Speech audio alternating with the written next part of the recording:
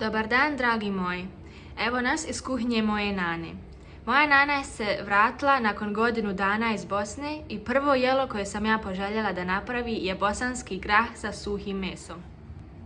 U ovaj lonac sitno smo nasjeckali 2 manje glavice luka i 3 čehna bijelog luka.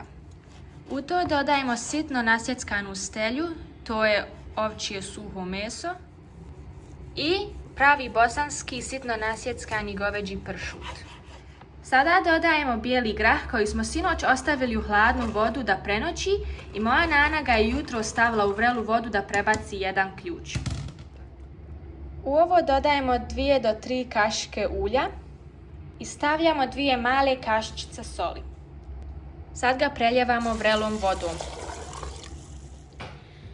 Naš smo grah stavili na vatru kojeg ćemo ga kuhati 10 do 15 minuta u ekspres loncu. Nakon 15 minuta otvaramo ekspres lonac i dodajemo ostale začine. Dodajemo malo bibera i malo čili paprike.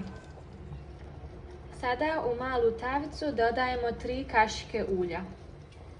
Kada se ulje zagrije, u to dodajemo slatku crvenu papriku. I miješamo.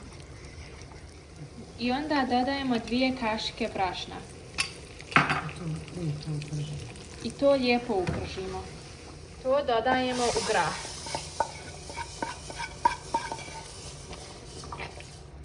I miješamo. I onda dodajemo 1 kašičicu vegete ako imate.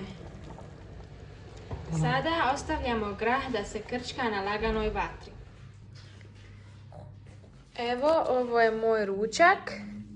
Sada ćemo da probamo prvo jelo.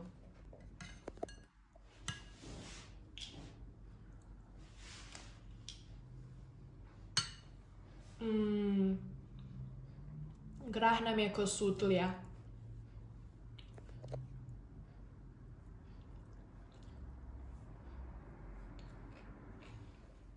Grah je divan, hljeb je divan i mekan.